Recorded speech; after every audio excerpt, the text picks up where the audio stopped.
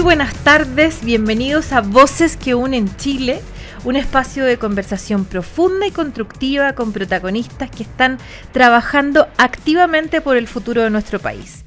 En cada capítulo entrevistaremos a invitados del mundo público, privado, cultural, compartiendo historias que inspiran, que conectan y reconstruyen la esperanza. Y bueno, ya estamos aquí en un nuevo domingo, después de Pascua de Resurrección, como fue el pasado, y tengo una tremenda, pero gran invitada. Yo les quiero decir que para mí la voy a definir en una sola palabra: adelantada. Una pionera, una mujer que de verdad que una historia. Yo la verdad es que te conozco hace muchos años, Magdalena Matte, pero cuando leía de ti, de tu historia, de tu vida, porque uno conoce como en lo que se ha topado, sí. Se las quiero presentar. Magdalena ha vivido con intensidad la vida política y familiar, bisnieta de Arturo Alessandri Palma, sobrina nieta de Jorge Alessandri Rodríguez, casada con Hernán Larraín, ex senador de la UDI, mamá de 6 hijos, entre presidentes de partidos, sus niñitas, 2 hijos ganadores de premios Oscar, ingeniera civil, y vamos a conocer todo el esfuerzo que fue para poder sacar adelante esa carrera, empresaria exitosa, ex ministra de Vivienda. La verdad es que uno lee y sabe más de ti y no deja de sentir más admiración y cariño por tu trayectoria. ¿Cómo estás, Magdalena? Bienvenida.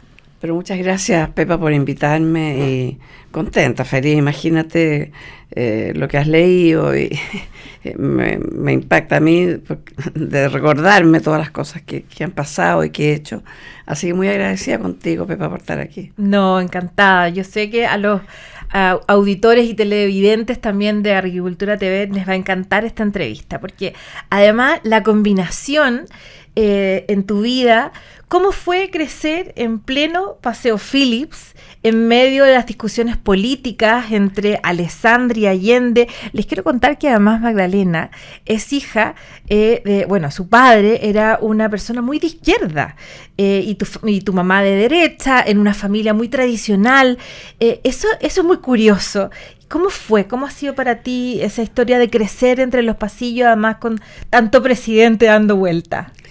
Mira, la verdad es que fue una experiencia muy fuerte, que por supuesto te trae consigo una niñez que no fue fácil, porque se supone que los niños tienen que estar tranquilos, tienen que pasarlo bien, uh-huh, en un ambiente razonable.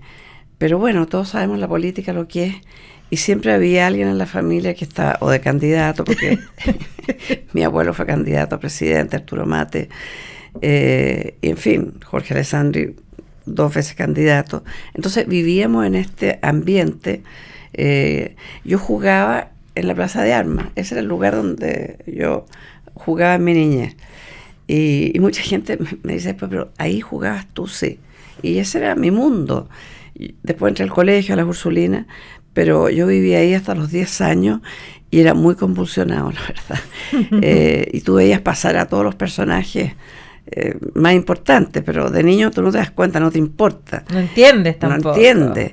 Y además mi padre era un hombre muy de izquierda, dueño del diario La Última Hora. Y La Última Hora era un diario muy fuerte de izquierda.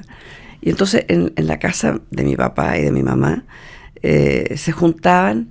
Mira, yo recuerdo haberme salido un día tempranísimo, a las 7 de la mañana, al colegio, y pasar por el living, y estaba mi papá, Salvador Allende, José Toá, Cloro Almeida, Carlos Altamirano, 7 de la mañana, fumando y tomando todavía unos whisky. Y seguían conversando. ¿De la noche anterior? De la noche anterior. Comieron y yo y pasé por el living, que era una humareda, y estaban todos ellos, todos, hola, y me iba al colegio. Entonces, fue una niñez bien especial, en realidad. Muy especial. Muy. Bueno, además después tu padre fallece cuando tú todavía eras muy chica, a los 14 años, se fue muy consecuente con su vida, después de que se separó de tu madre a Rusia y a China. Sí. ¿Cómo te marcó eso después en la formación de tu familia, esta, digamos, diversidad cultural, intelectual, política? Mira, yo creo que fue útil, Ujú. porque, porque tú ves que es la libertad de pensamiento en una misma familia. La familia Mate Alessandri son todos bien como italianos, exagerados, y en fin, y pelean y se ponen en la buena inmediatamente o muy rápidamente. Pero sí estaba claro porque hermanas de mi papá había la Adriana Pacheco, la Adriana Mate, casada con Máximo Pacheco, de cristiana. Después tenía otras tías que eran de izquierda, mi papá de izquierda y otras de derecha. Entonces, en ese mundo había que ser muy abierto, y ahí uno entiende la apertura, porque se podía conversar entre todos. Y yo creo que eso me ayudó mucho en el futuro, con mi familia, con mis hijos, etcétera, a la libertad de pensamiento. Qué increíble, porque yo la verdad es que mi experiencia es completamente distinta. En mi casa todos pensamos iguales, uno más facho que el otro. Entonces, claro, cuando uno le toca la vida real, como es la vida real, y que es estar con personas que piensan distinto a ti, uno tiene menos herramientas finalmente. Yo quedé bien impactada con esto de que tú hablabas después, cuando eres madre, de tus niños salvajes, de tus artistas salvajes. Sí. ¿Eran tan mal portados? Muy mal portado. ¿No habrá sido demasiada la libertad? Mira, lo que pasa es que nosotros tenemos 6 hijos, 3 hombres y 3 mujeres. Como en 2 camadas, digamos. 2 camadas. Primero los 3 hombres y después las 3 niñitas. Y las niñitas fueron bastante fáciles, pero los 3 hombres se portaban súper mal, súper mal. Maduraron muy tarde, le iba mal en el colegio. Mira, cada vez que me llamaban del colegio, yo iba, pero con dolor de guata, porque decía, ¿qué me van a decir ahora? Y ellos también lo pasaron mal en el colegio. Si los niños cuando se portan mal tampoco, porque están tan contentos. Claro. Así es que no fue una etapa muy tranquila. Pero uno ahí, fíjate que tu decisión de cambiar a los niños de colegio, yo creo que fue súper madura, porque uno tiene más o menos una idea de lo que quiere para sus hijos, de lo que espera para sus hijos, y decir, oye, mira, que es un muy buen colegio, no les está sirviendo, y que de alguna forma, cuando tomas esa decisión y ellos terminan floreciendo y ganándose los premios del nuevo colegio, ¿cómo fue entender esa posibilidad? Porque uno podría haber insistido, porque tampoco era que no los iban a echar, o eran mal portados, pero ¿cómo tomaste esa decisión? Mira, eran mal portados y tenían malas notas. La decisión fue maravillosa, no la tomé yo sola, porque no habría sido capaz de tomarla, pero llevé a los niños a ver a Elizabeth Margarita Häusler, una psicóloga infantil fantástica, ha escrito libros muy buenos. ¿Ya? Y llevé primero a Pablo, que es el segundo, y lo vio 5 sesiones y me llamó de vuelta después. Y me dijo, mira, la conclusión es que este niño tienes que cambiarlo de colegio ahora. Yo decía, pero ahora mayo, imagínate cambiar un niño de colegio en mayo. Me dijo, sí. Bueno, a todo esto Pablo le cargaba el colegio, lloraba, no quería ir al colegio. Pablo, estamos hablando del niñito que después se gana un premio Oscar, sí, digamos, ese Pablo, Pablito, sí, digamos, ya. El director de cine. Me parece que fue una decisión muy valiente de haber entendido lo que tus niños necesitaban en ese minuto, porque uno tiene como este modelo más bien prefabricado de lo que quiere para ellos hasta que se da cuenta de lo que ellos necesitan realmente. Así que te felicito porque fue una decisión muy de pollos, como era tu madre también, muy apañadora. Yo quiero contarle a los auditores y televidentes también que Magdalena es ingeniera civil, y no sacó su carrera rápidamente porque además se puso a tener muchos hijos, 6 niños. Cuéntanos, por favor, y por eso yo partí definiéndote como una pionera, porque no todas las mujeres de tu época, digamos, estudiaban en la universidad. ¿Cómo tú decides, en el fondo, tener esto como una meta de vida y entre medio, y entre que te sacáis papa y te quedáis esperando de nuevo? ¿Cómo fue? Mira, fue muy duro. Pero yo soy una convencida que cuando una persona se fija un objetivo y lo tiene claro y lo quiere seguir, se alinean los astros y ocurren cosas al final. Por difícil que sea, se logra. Yo, en matemática, yo tampoco era una gran alumna en el colegio, pero me iba bien en matemática y decidí estudiar ingeniería civil. La verdad es que para esos tiempos era raro, éramos dos mujeres. Todavía yo encuentro que sigue Sí. siendo lo menos femenino, que hay que carrera más difícil y abstracta que esa. Sí. ¿Dos Pero mujeres en toda tu generación? 2 mujeres en mi curso, el año que entramos, y Wow. 80 hombres. Wow. Pero también fue una ventaja porque eran todos muy imagínate. Eh, Al contrario de pensar de discriminación. Y por supuesto, claro, tuve que ir arreglando los cursos en la medida porque me quedé esperando guagua, pero la primera guagua fue en diciembre, entonces tomé todo el año, pero la segunda guagua después fue en julio, entonces tomaba medio semestre, me demoré harto en terminar. Pero fíjate que con la sensación de que me quedaba esperando guagua, yo decía, ya, ¿cómo lo voy a hacer? Porque yo me voy a recibir de todas maneras. Tenía el objetivo claro y fui para allá con todo. Y con la guagua y con todos los problemas que significan los niños chicos y durmiendo mal, etcétera, Es etcétera. que me imagino, porque además tanto niño, además un marido muy apañador como es Hernán, pero también que era, también estaba ocupado, o sea, no podía Sí. estar al 100%. Entonces, qué heavy. ¿Por qué era tan importante para ti terminar tu carrera? A ver, yo creo que en parte porque mi madre me lo impulsaba con mucha fuerza.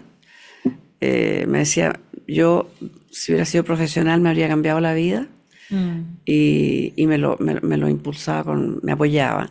Y por supuesto que con los niños recurría a mi mamá, a mi suegra, a los vecinos, en fin, necesitaba ayuda.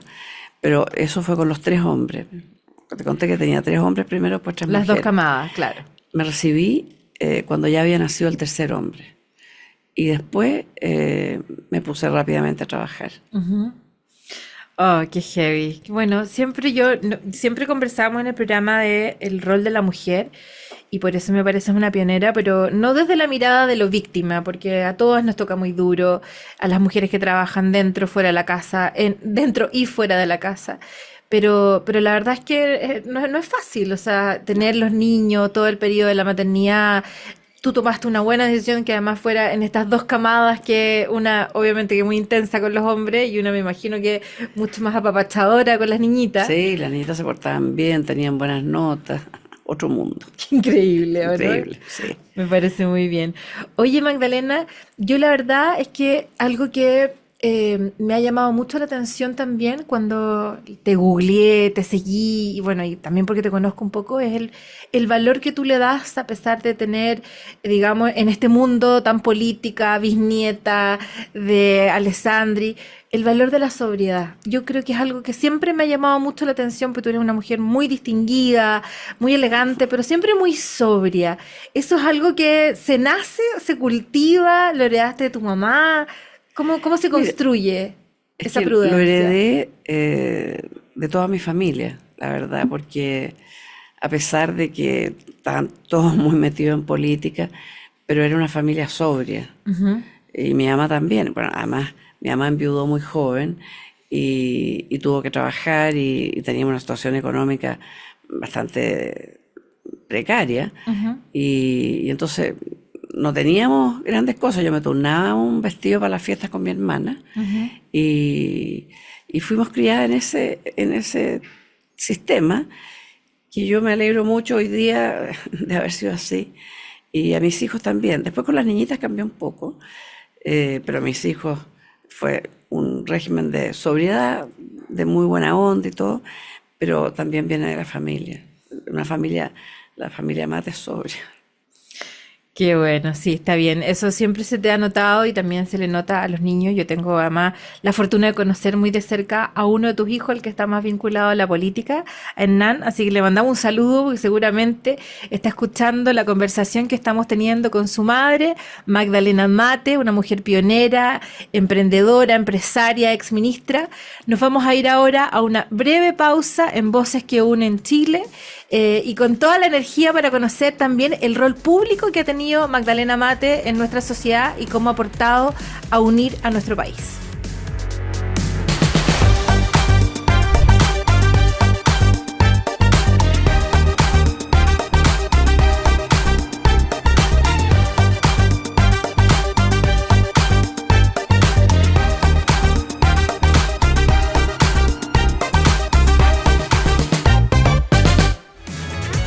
Y Llega a Chile Prudential AGF en alianza con AFP Habitat, para que ahora tengas más alternativas de ahorro voluntario para tu pensión con Prudential AGF. Conoce más de esta alianza en prudentialagf.cl. Bueno, y seguimos conversando con Magdalena Mate, y ahora vamos a entrar en algo que a mí me gusta mucho, que tiene que ver también con su rol público. Magdalena fue la primera ministra de Vivienda que tuvo cuando asumió el presidente Piñera el año 2010, tras el terremoto. ¿Cómo fue esa experiencia, Magdalena, en un año tan complejo? Era la primera vez, además, que la derecha, después de casi 50 años, volvía al poder, y tú tuviste el honor, el privilegio de servir a Chile en un cargo, además, tan lindo. ¿Cómo fue? A ver, primero, la verdad es que no estaba en mi mente, ni en mi objetivo, ni en mis libros, dedicarme a la política. Ay, ya, cuéntame eso, porque yo no sé por qué llegaste ahí, pero sé que estabas. Lo que pasa es que ayudé mucho, colaboré mucho siempre con mi marido, Hernán Larraín, que era senador, por la séptima región, y teníamos casa en la séptima región, íbamos mucho para allá, y yo tenía muchos talleres con mujeres. Hicimos un trabajo muy, muy bonito. Y bueno, siempre yo seguí trabajando en el mundo privado, en una empresa. Y la verdad es que yo nunca pensé en yo ser ministra o algo. Estaba trabajando en una empresa tranquila, y cuando ganó el presidente Piñera, me llamaron por teléfono porque yo lo había conocido a él en un viaje. Entonces ahí habíamos hablado, pero de verdad que no estaba yo. Y me llamaron y me preguntaron que el presidente Piñera quería que yo fuera ministra. Como que te tantearon, sí, antes. Y yo dije, por favor, déjenme pensar. Así que no puede ser. ¿Y ministra de qué sería? Porque no, un tema que a ti te va a gustar, porque es un tema social importante, ministra de Vivienda. Y yo dije, déjenme pensar. Y mucha gente de mi alrededor me decía, pero ¿cómo te vas a decir que lo vas a pensar? Hay colas de gente esperando que lo yo llamen. ya he dicho al tiro que sí, me confieso. Y yo, me costó tomar la decisión. Tuve que hablar con mis socios, en la empresa, en fin. Y por supuesto sin terremoto todo esto, y sí, lo que hice, que fue realmente una cuestión que yo le agradezco a Dios, porque es que el equipo que tomé, partí por el subsecretario Andrés Jacobelli, y después un equipo maravilloso. La verdad es que eran ingenieros, trabajadores, muy serios, muy buenos, y armamos un equipo con una mística increíble. No había otra manera. Había 220.000 familias sin casa. Empezaba el invierno. Ahí el ministro Hinspeter hizo una obra monumental, que fueron las mediaguas, que por supuesto se habían acabado en Chile, ya no había lugar de Cristo, pero que había empresas que empezaron a hacer mediaguas para instalar 80.000 mediaguas en muy poco tiempo, antes que empezara el invierno, y ese fue un tema súper eficiente y bien hecho. Y nosotros en el ministerio armando la reconstrucción. Y la verdad es que fue un proyecto muy intenso, fue un año muy duro, muy. Pero también yo me he juntado, justamente anoche nos juntamos todo el grupo que trabajamos en el MIMBU juntos. Y el recuerdo es que éramos un grupo muy unido, que lo pasamos bien en materias laborales, de trabajo, pero que fue muy duro. Muy duro porque nos atacaban todos los días, de todas partes. Ustedes que no saben reconstruir, ustedes, mira, demandas por esto, por lo otro. La gente que venía del gobierno del presidente Bachelet no podía entender que estuviéramos nosotros ahí. Y nos criticaban. Y la verdad es que la reconstrucción fue reconocida internacionalmente. Sí, extraordinaria. Mira, me llama la atención dos cosas, porque me tocó entrevistar la semana pasada a Paula Daza. Y yo no sé si es algo que se repite en las mujeres, pero como tú describes el cariño por tu equipo, la mística que se formó, el nivel de profesionalismo, son exactamente las mismas palabras que dijo Paula la semana pasada. Se repite un poco esto. En eso el presidente Piñera tuvo muy buen ojo, en armar su equipo, en dejarlas volar, en darles libertad realmente, ¿no? Mira, totalmente, porque en los gobiernos anteriores, el presidente nombraba al ministro y al subsecretario. porque le tenía que dar cupo a un partido y al otro. Y en muchos ministerios habían problemas graves internos entre el ministro y el subsecretario, porque el subsecretario era de un partido, el ministro del otro, habían graves problemas. Lo que hizo el presidente Piñera es dejar libertad, pero sí nos concientizó mucho. O sea, ustedes tienen que contratar a la mejor gente, busquen los mejores profesionales y armen grandes equipos. Y en eso fue, pero muy categórico.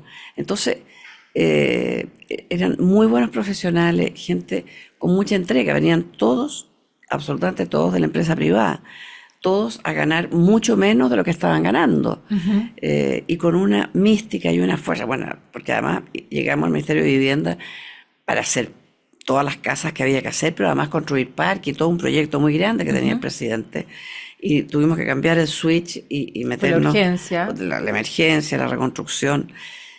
Mira, fue un tiempo muy difícil porque explicarle a las personas que estaban viviendo en una media agua, explicarle que la reconstrucción era un tema lento, porque construir una casa, aunque tengas magia, el privado más privado tiene que sacar permiso, y se construye una casa y se demora 8 meses, un año y medio, y hay ciertos tiempos que no son, pero nosotros lo explicamos eso con mucha claridad, la gente lo entendía.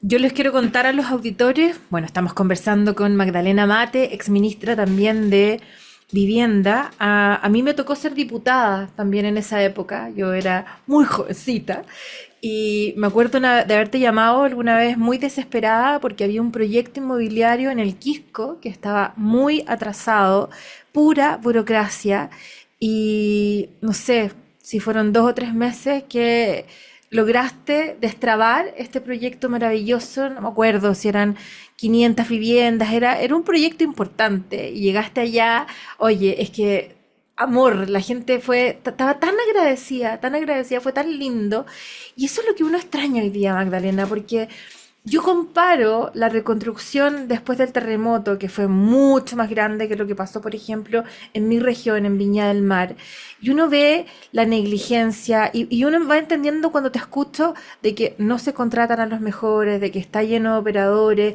de que nadie lidera, de que no hay metas. O sea, no llevamos más de 20, 30 casas construidas cuando son 4.000 las que hay que construir, y está la plata, Magdalena. Está la plata, totalmente. ¿Dónde ves tú las diferencias? No, mira, a mí me impacta. El ministerio en que yo estuve habían 5.000 personas trabajando en el ministerio. Hoy día hay 7.500. Chuanga.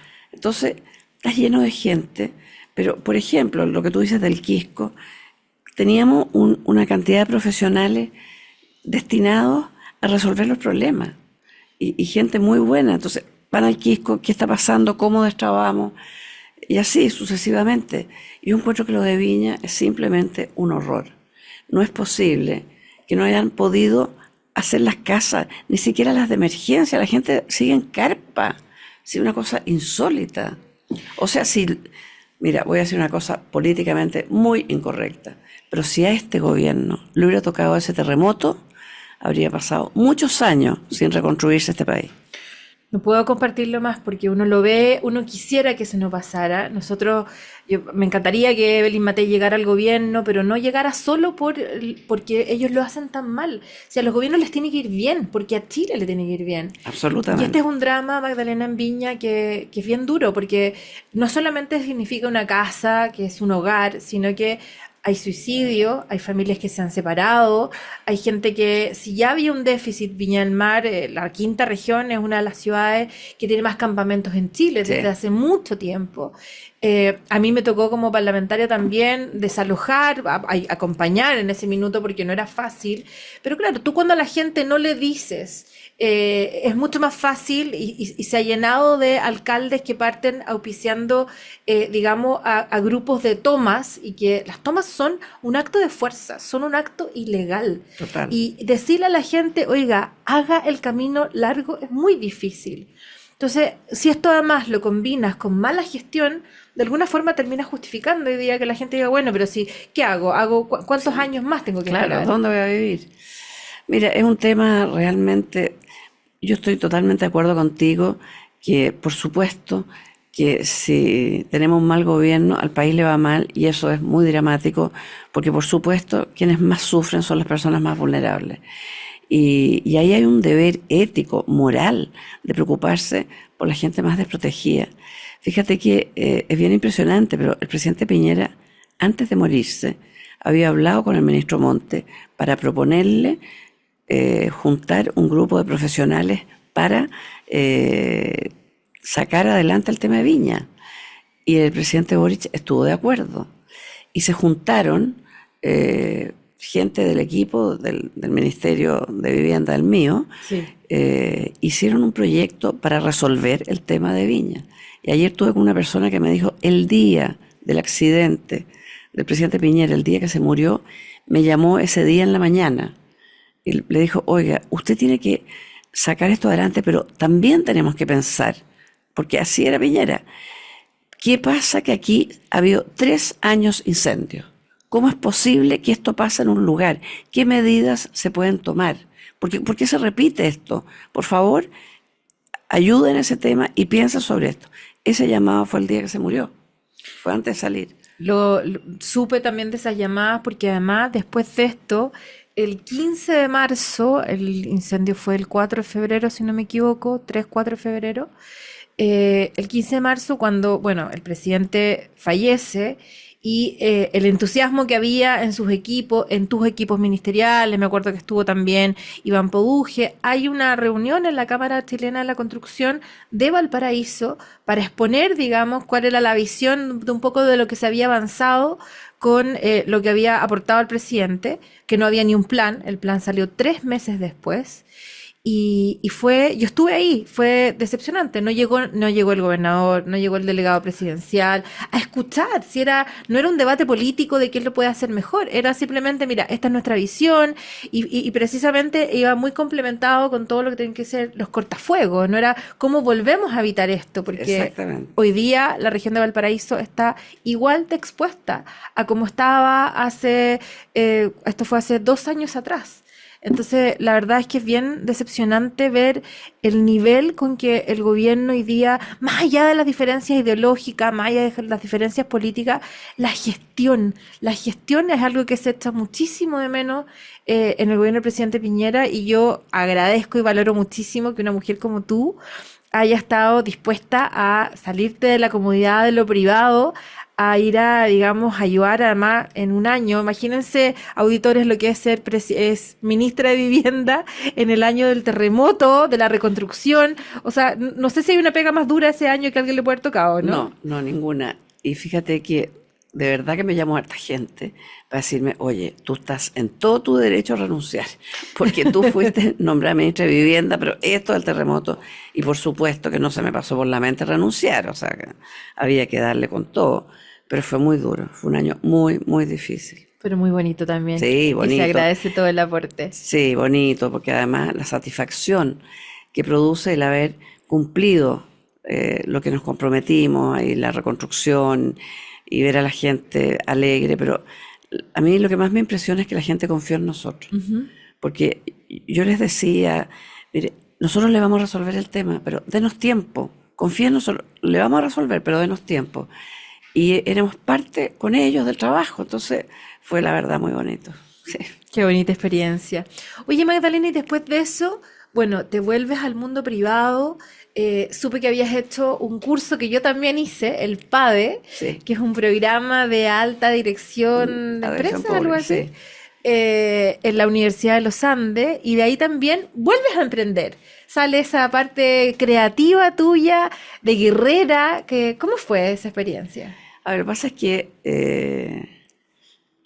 después que salí del ministerio, había vendido mi empresa porque no podía tenerla mientras trabajaba en asuntos públicos, y me comentaron de este curso en la Universidad de los Andes, leí, y me pareció muy interesante poder empezar a estudiar de nuevo. Sí. Y lo que más me gustó es que empiezas a oír temas distintos, temas nuevos, temas que nos... bueno, hoy día ya son pasados, cuando toma el padre, pero cuando te explican por qué, dónde gana la plata Google, por ejemplo, cómo avanza. En esa época, cuando lo hice yo, todavía no partía de la inteligencia artificial, pero te van mostrando temas que son muy nuevos, pero muy importantes para poder seguir trabajando. Entonces, para mí fue importante. Después empecé a trabajar en una consultora en comunicaciones por 12 años, que terminé hace poco tiempo. Qué buena, qué entretenido. Oye, estamos conociendo más a una tremenda mujer pionera, Magdalena Mate. Vamos a irnos entonces a una breve pausa viene el último bloque, que para mí es el más entretenido, porque vamos a saber cómo son sus atributos culinarios y algunas también, no podemos dejar de hablar de sus dos maravillosos hijos, que tiene 6, pero que se ganaron un tremendo premio. Nos vemos a la vuelta de estos comerciales.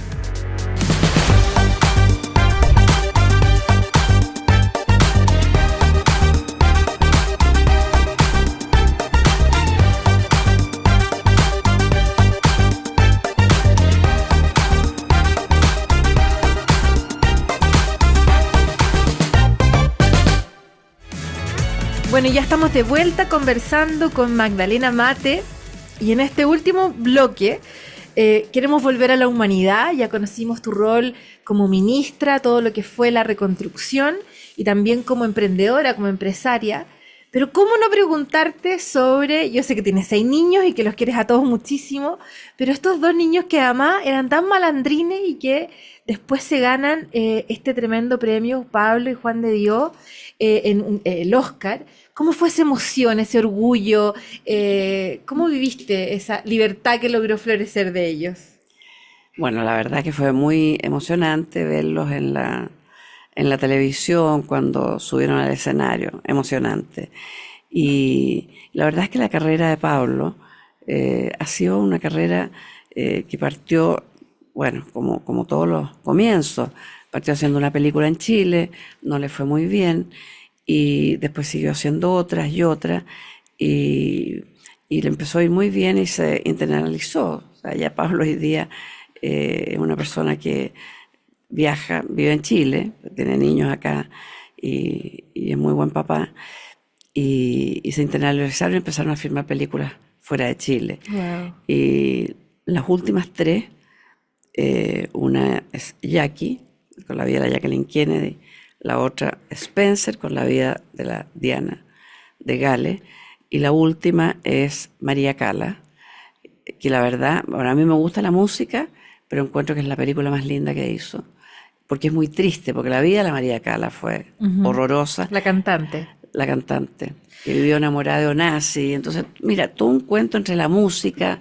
la ópera y el dolor humano. Esa película es muy bonita. Fíjate que mirando desde fuera, ¿no te llama la atención que sean puras, no todas, pero sus últimas 3 películas sean sobre mujeres? Mujeres, ¿habrá algo ahí inspirador en la madre, en la abuela? Pero es curioso que ella haya tomado esta decisión. A ver, lo que pasa es que partió con la Natalie Portman haciendo Jackie. Y ahí tuvo en la cabeza de buscar estas mujeres que tenían todo el glamour del mundo, tenían todas las posibilidades, y las 3 tuvieron una vida muy desgraciada. Entonces eso era muy llamativo para él. Una temática similar, digamos. Las 3, porque imagínate lo mal que lo pasó. Le asesinaron al marido a los 34 años, la Jacqueline Kennedy, en fin, y siguió una vida que no fue fácil. ¿Para qué decir? La Lady Di termina muerta en París, muy joven, separada, muy doloroso. Y la María Cala también a los 52 años se muere de pena en realidad. Tuvo todos sus amores con Onassi, cantaba precioso. Entonces, lo que une estas 3 películas es de mujeres famosas que lo pasaron muy mal en la vida. Bueno, algo habrá visto en su casa también, de mujeres luchadoras, de mujeres que se esfuerzan muchísimo. Vamos a ir a una parte muy entretenida, porque ya son pasaditos la 1:30 y la gente está en sus casas también empezando a cocinar. Y yo siempre les pregunto a nuestras invitadas, que curiosamente, este es un programa no solo de mujeres, pero curiosamente solo hemos tenido invitadas mujeres hasta ahora. ¿Te gusta cocinar, Magdalena? Sí, me gusta, tomé clase de cocina harto tiempo, me encanta. ¿Verdad? No, en mi casa son todos cocineros, somos todos muy buenos para comer. Muy bien. Todos mis hijos cocinan también. Y, por ejemplo, ¿qué le recomendarías a los auditores de Radio Agricultura? Ya estamos un poco encima, pero quizás algo rico que te guste mucho, que sea especial o que sea muy sencillo. ¿Qué recomendarías? A ver, cuéntanos un poquito. Mira, les voy a dar una receta que quienes la hagan la van a seguir haciendo siempre y se van a acordar de mí porque es maravillosa. Esto es un chupe de locos, que no es el formato tradicional de hacerlo, pero que es muy fácil, porque se hace con papas fritas, las papas de bolsa. Ese es el ingrediente que une los locos. ¿Estrella? ¿De Sí, verdad? sí. ¿En vez del pan, digamos? En vez del pan, en vez de la papa, en vez de todo. Entonces, y queda maravilloso. Y uno se demora 10 minutos en hacerlo. Ay, a ver, pero dale, cuéntanos un poco, porque yo no sé hacer ni con pan el chupe, así que A ver, bueno, cortas los locos en torrejas y haces una salsa que es básicamente crema. No es necesario espesarla. Y a esta salsa le pones el jugo de los locos ya. y adentro una olla y las papas fritas. Y después rellenas un pirex, esta mezcla de papas fritas, loco, mezcla queso mantecoso en lámina y terminas con queso. Y eso lo metes al horno para que se dore un poquito y queda maravilloso. O Y sea te demoras que 10 minutos en hacerlo. se me está haciendo agua la boca. No, para morirse. Bueno, mis hijos le han ido poniendo arreglo y le han puesto un poquito de cebolla frita de repente, en fin. Para el saborcito. Claro, le podéis ir poniendo arreglo, pero va a quedar siempre maravillosamente ¿Y bien. este es como tu plato estrella? ¿O No, es de... no, es un plato que se lo copió una cuñada y que ya mis hijos, Juan de Dios es el experto en el chupe de loco, pero es que es muy Ya, fácil. y después de eso un postre livianito yo encuentro, ¿no? Sí, porque es una bomba. Una frutita, Sí, con un porque poquito de una lava con bomba, suerte. el chupe es una bomba.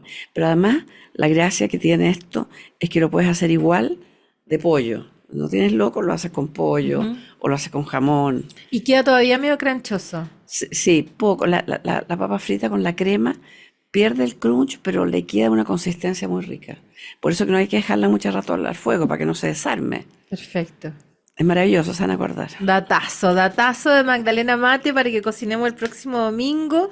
Puede ser con loquitos, puede ser con pollito, pero nos va a quedar muy bien igual. Oye, y en toda esta etapa de tu vida, en tus distintas etapas, cuando estudiaste, cuando eras chica, que fue una infancia tan distinta a la que tuvieron tantos niños, digamos ahí, con tanto personaje importante deambulando por tu casa, ¿cómo te desconectas? ¿Cómo te encuentras contigo misma? ¿Cómo alimentas tu alma? ¿Qué cosas te gusta hacer? A ver, me gusta leer. No soy una gran lectora de tragarse libros, pero me gusta. ¿Qué cosas? ¿Novelas históricas? Novela Novela. entretenida. Después tomé hace poco un taller con Mirko Macari.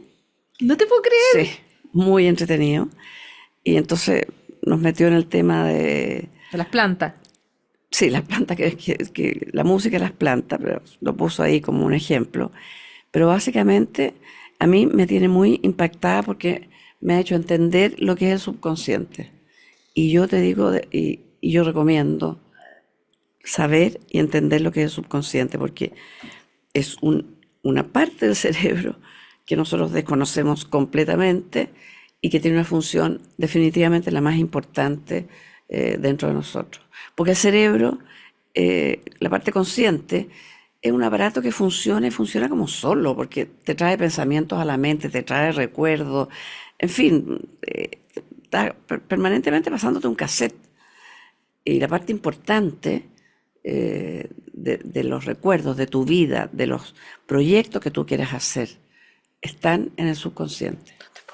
Mira qué interesante. He leído eso y les juro que es lo más interesante que hay y me ha cambiado mucho.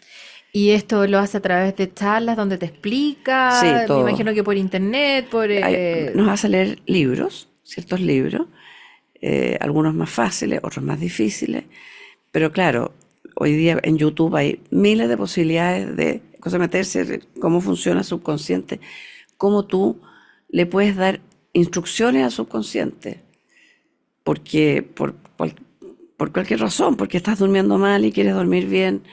En fin, ahí vienen todas las técnicas, técnicas y cómo datos. se hace.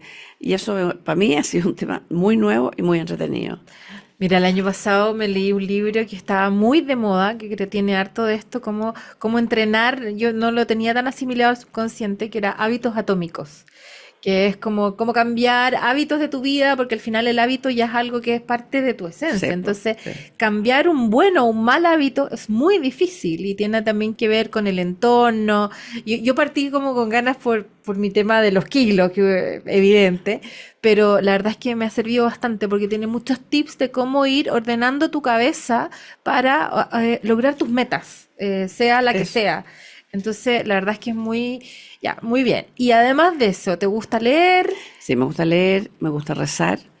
He ido ¿Te encuentras acrecentando, vida sí, contemplativa? he ido con los años acrecentando la fe y eso a mí me produce mucha tranquilidad, mucha. Entonces, rezar y conectarme, Y también te gusta caminar, porque yo te he sí, visto caminando por tu casa con Hernán, sí, caminando, sí, conversando, pololeando, se podría decir, ¿o sí, no? caminamos. ¿Cuántos años de matrimonio llevan ya?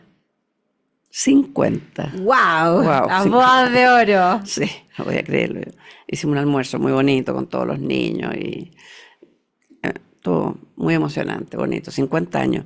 Por supuesto que el matrimonio no es fácil, Claro. y 50 años es una super meta, pero, pero al final compensa y yo estoy feliz. Hernán ha sido súper buen marido, entonces todo eso ayuda mucho.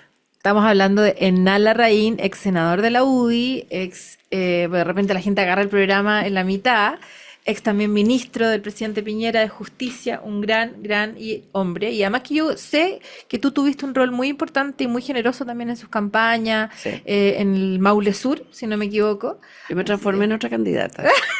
sí, yo sabía. Me- De me hecho, inter- auditores, le hemos tratado de pedir no sé cuántas veces que sea ella candidata, porque sabíamos quién era la que estaba ahí con el motor atrás, la guerrera que estaba detrás de Hernán.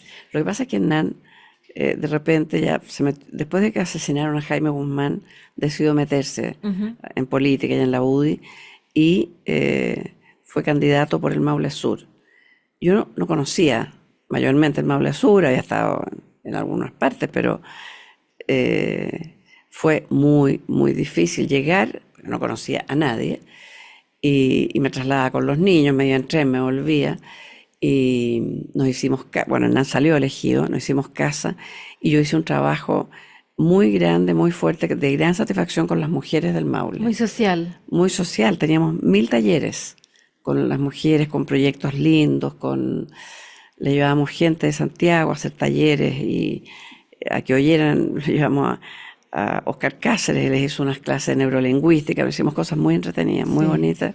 Sí, me dediqué en cuerpo y alma en realidad. es verdad, Sí, y me consta. Yo copié muchas cosas también cuando fui parlamentaria. Tenían preuniversitario, sí, mucha gente a mí me tocó hacer trabajos de invierno y que nos decía que había estudiado gracias a becas que se conseguían. O sea, no solamente la labor legislativa, que es la que es elegido, sino que una gran labor social donde tú tuviste un rol muy protagónico. sí.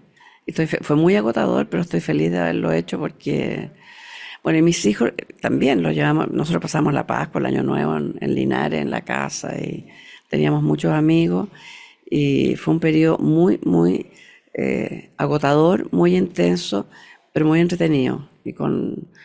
Mira, yo ahí conocí lo que era realmente la acción social, Ujú. porque la verdad es que recorrer los lugares y ver gente tan complicada te genera como la sensación de un deber de hacerlo y de hacerlo bien y jugarse por el tema. Y eso produce mucha satisfacción. Así que fue un periodo muy bonito. Qué bonito, Magdalena. Oye, ha sido un gustazo conocerte aún más.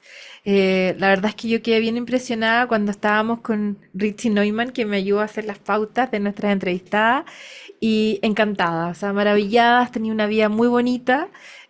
No sabía que estabas hoy día además profundizando en tu fe, Sí, y eso lo haces a través del rezo, rezo, ya. rezo, leyendo evangelio. Sí. ¿Cómo sentiste la partida del Papa? A ver, lo encuentro esperable, triste, porque encuentro que este papa fue un pastor. Ujú. Entonces hay gente que lo compara con Ratzinger. Evidentemente que no, que Ratzinger era un filósofo maravilloso, pero este fue un pastor y además encuentro que hizo mucho por la iglesia en el tema de los abusos sexuales a los niños, a la gente joven. Hizo mucho por eso, así que encuentro que es triste su partida y Dios quiera que esté muy iluminado en el cónclave para que el próximo papa que venga sea un gran papa. Me parece. Me pasó había llamado a Monseñor, ¿cómo se llama? Chomalí. Chomalí, sí. Fernando Chomalí, gracias, aquí me soplan. Para que pudiésemos tener también dentro de la entrevista hoy día un ratito para que nos contara y todo. Le dije, ¿y usted puede venir? Y me dice, me encantaría, María José, pero estoy en el conclave, estoy en el funeral. Y yo dije, pero por Dios, qué bruta más grande. Pero convídalo porque la verdad, cuando venga, es un tipo maravilloso, Sí, Chomalí. de todas maneras. Versátil, un tipo que ha hecho obras de teatro, es ingeniero, con una enorme fe. No, es un gran Muy ser. completo. Muy completo, muy Sí. completo, muy impresionante. Oye, hemos tenido una preciosa conversación con Magdalena Mate, empresaria, exministra, madre de 6 hijos, todos maravillosos, pero cómo no reconocer además a su orgullo que han sido estos ganadores del premio Oscar, con una trayectoria de servicio público a través de su propio rol, pero también a través de su familia, de su marido, de Hernán Larraín. Y de verdad que hoy te admiro más que antes porque en verdad yo no puedo contar, pero ella en algún minuto de mi vida además fue muy especial, muy generosa, me apañaste, me levantaste en un momento muy duro y eso te lo voy a agradecer de por vida. Así que espero que les haya causado lo mismo que me genera a mí, una mujer admirable, una luchadora, una pionera, muy adelantada además. Así que te agradezco mucho, Magdalena, esta entrevista aquí en Radio Agricultura. Pepa, muchas gracias por haberme invitado. La verdad es que yo estoy bastante fuera del circuito, pero yo admiro a la Pepa, la quiero mucho y estoy aquí hoy día gracias a ella, por ser ella. Eres linda, yo sé que no es tan fácil sentarse detrás de un micrófono y te lo agradezco mucho más. Así que, queridos auditores, vamos terminando con nuestro programa. Que tengan una muy buena tarde y una muy bonita semana. Nos vemos el próximo domingo con una súper gran invitada.